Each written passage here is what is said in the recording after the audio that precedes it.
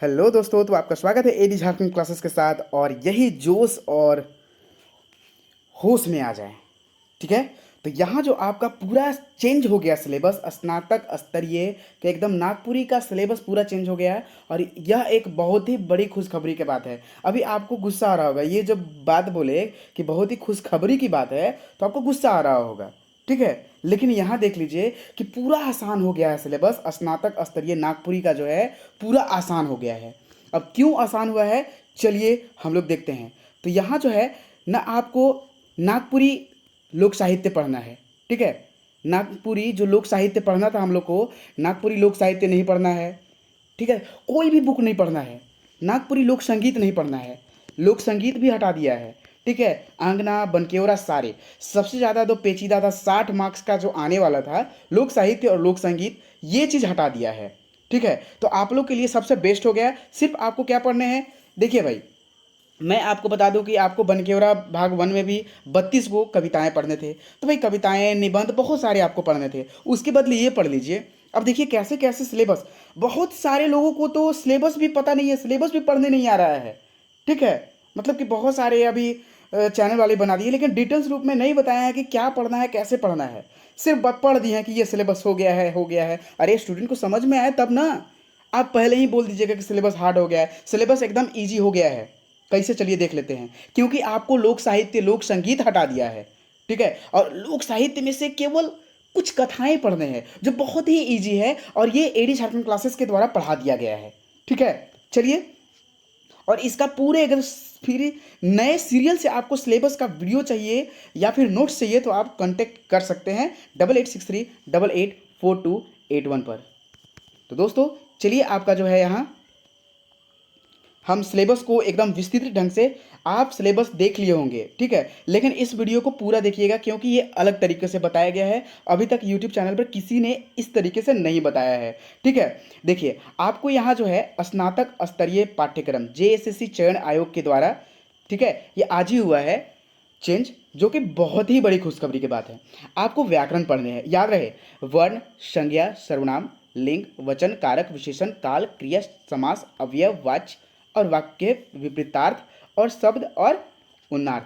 तो यहाँ कहने का मतलब है कि आपको टोटल व्याकरण पढ़ने होंगे, और इससे 20 से 25 प्रश्न आते हैं आपके, ठीक है। लेकिन बहुत सारे हैं ना कि आपको यहाँ बोल दिए हैं कि भाई ये तीनों बुक को पढ़ना पड़ेगा। नहीं, तीनों बुक को नहीं पढ़ना है। आप यहाँ चूज कर सकते हैं कि आपको कौन सा अच्छा लगे, आप कौन सा अच्छा समझते हैं। तो दिस इज द सबसे बेस्ट बुक, यानी कि this is best book for the व्याकरण, जो वीरेंद्र कुमार महतो का है, सबसे बेस्ट बुक है। आप इसे प्रीफर करेंगे क्योंकि हमेशा इसी से प्रश्न पूछता है, वो आने वाले एग्जाम में भी जरूर प्रश्न पूछेगा, क्योंकि ये बहुत ही पुराना और बेस्ट बुक है, ठीक है। और अच्छे तरीके से बताया गया है, जो भी समझने लायक है ना।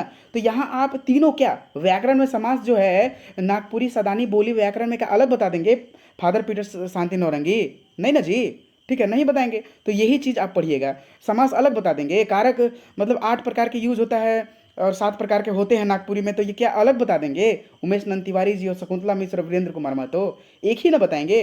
तो कोई एक बुक को चूज कीजिएगा और लीजिएगा, आपके पास जो भी बुक होगा, ठीक है, उसी बुक से पढ़िएगा। और नहीं तो सबसे बेस्ट बुक आपके लिए व्याकरण का वीरेंद्र कुमार महतो का ये है। सिलेबस के लिए एकदम टेंशन ना ले, पूरा इजी हो गया है सिलेबस, एकदम शॉर्टकट किया गया है, ठीक है। सबसे बड़ा बात, नागपुरी लोक साहित्य लोक संगीत हटा दिया गया है। हम बार बार ये बोलेंगे, ठीक है, क्योंकि उससे 50 से 60 प्रश्न पूछे जा रहे थे, और एकदम जो कि हार्ड था। कहाँ से पूछेगा किसी को पता नहीं। अब देखिए यहाँ आपका जो है पद साहित्य, ये खंड कितना है, खंड ख है।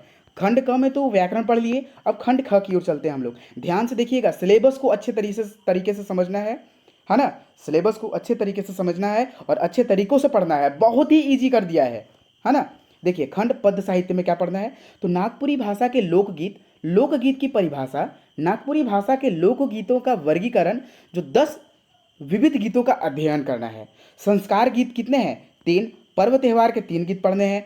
श्रम गीत के 1 गीत जो भी हैं आएंगे। बाल गीत 1 पढ़ना है। ऋतु गीत 1 पढ़ने हैं। कौन कौन से पढ़ने हैं ये सारे बताएंगे। अरे भाई, एक कोई पढ़ना है तो वो तो सारे आपको पढ़ने पड़ेंगे ना। तो ये चीज़ कहाँ से पढ़ना है, अरे भाई ये पता ही नहीं चलेगा हम लोग को, तो ये चीज़ अंधवारी कहाँ से खोज लेंगे, कोनो बुक में से ढूंढ लेंगे? नहीं, कोनो बुक में से नहीं ढूंढना है। तो देख लीजिए यहाँ पाठ्यक्रम पुस्तक लिखा गया है, ठीक है, पाठ्यक्रम पुस्तक लिखा गया है, यानी कि जो ऊपर वाला चीज़ है ना, ऊपर वाला चीज़, इसको जो पढ़ना है यही दोनों बुक में से पढ़ना है। कौन? नागपुरी लोक साहित्य, जो भुवनेश्वर अनुज के द्वारा लिखना था, लिखे हैं।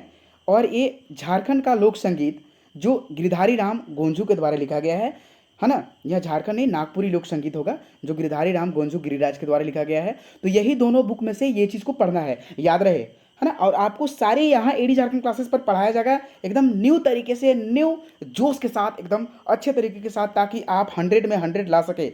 और हड़बड़ाना नहीं है। बहुत सारे स्टूडेंट एकदम टेंशन में आ गए होंगे, अरे ये तो बहुत बड़ा टेंशन हो गया। टेंशन ना लेंगे, क्योंकि जो सिलेबस है ना ईजी हो गया। हाँ, एक होता है कि भाई हम तैयारी कर चुके थे, तो वो भी तो पता नहीं है कि कहाँ से क्वेश्चन पूछता है। लेकिन यहाँ जो स्टोरी कविताएं दिए हुए हैं, ये तो यहीं से प्रश्न पूछेंगे। स्टोरी कविता सिर्फ जो आपकी सिलेबस में भरा हुआ है, आपको निबंध पढ़ने हैं, कविताएं पढ़ने हैं और कहानियाँ, कथा पढ़ने हैं, बस।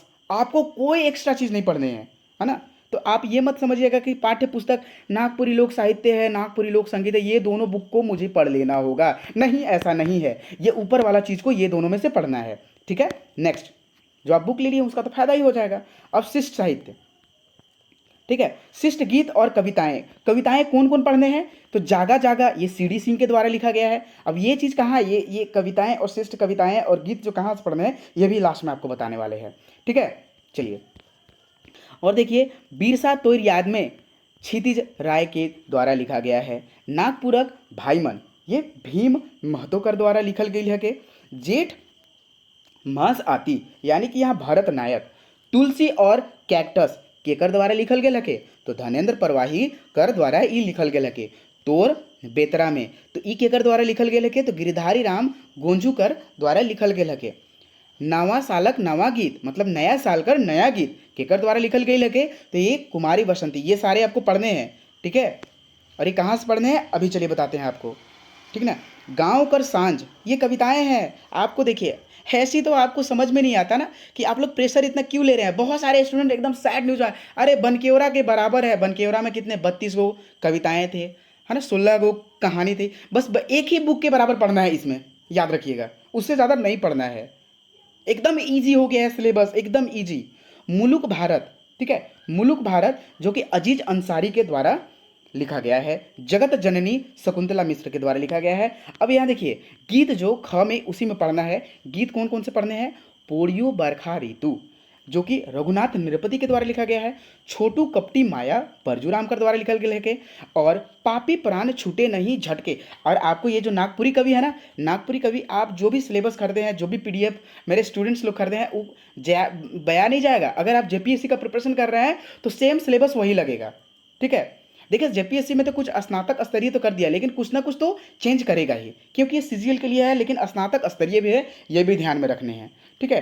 ठहरू दाता दिगंबर घासीराम के द्वारा, ये भी पढ़ने हैं आपको। उमड़ी गगन, सारे का एकदम शॉर्ट नोट्स और MCQ आपको सारे का मिलेगा, ठीक है।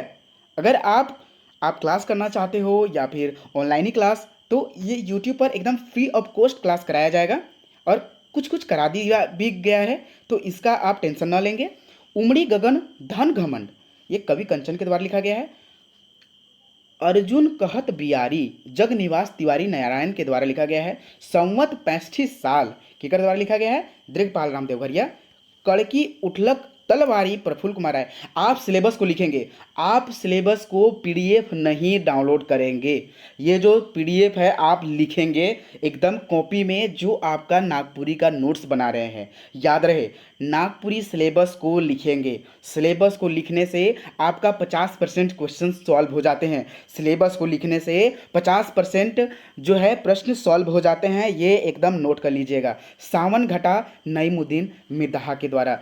आज़ादी खातिर रणविजय नाथ सहदेव। तो ये जो आपके हैं यहाँ जो शिष्ट गीत हैं, कविताएं हैं, ठीक है, कविताएं और यहाँ गीत, कविताएं और गीत जो पढ़ने हैं, कौन से बुक से पढ़ने हैं? तो यहाँ देख लीजिए कौन से बुक से पढ़ने हैं।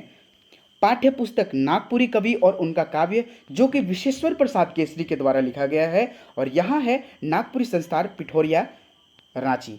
इन्हीं के बुक से आपको ये जो शिष्ट कविताएं हैं और गीत हैं ये पढ़ने हैं। याद रहे, ये चीज़ आपको अलग से नहीं पढ़ने हैं, यही बुक से ऊपर वाला चीज़ को पढ़ना है। सिलेबस को हमेशा समझें, ठीक है। अब यहाँ देखिए खंड जो ग है गद्य साहित्य, ठीक है।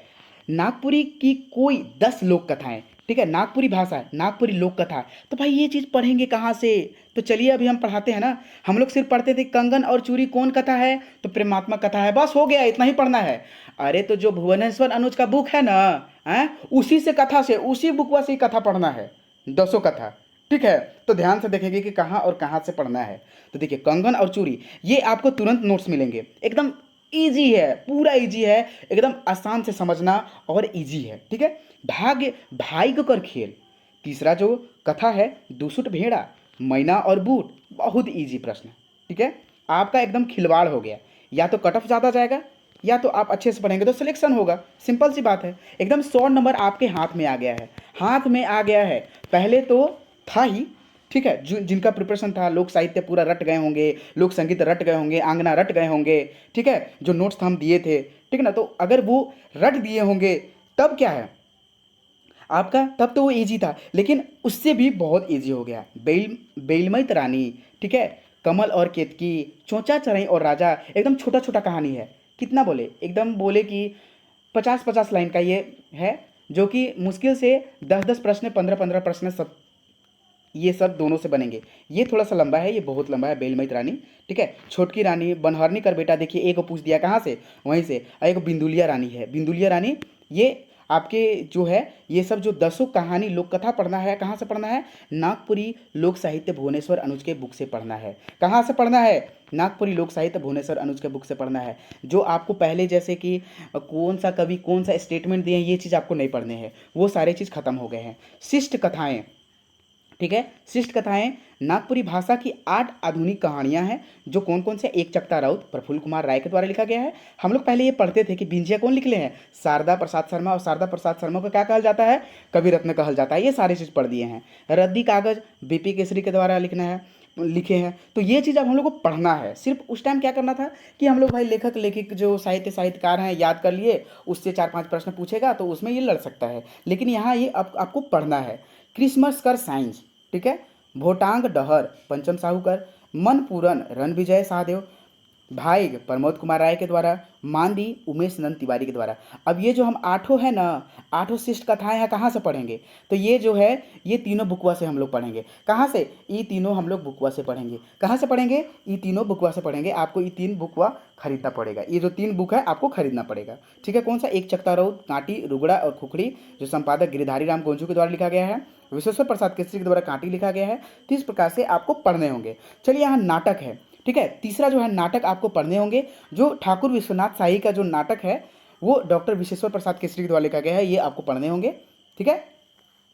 चौथा जो है आपका साहित्यिक निबंध।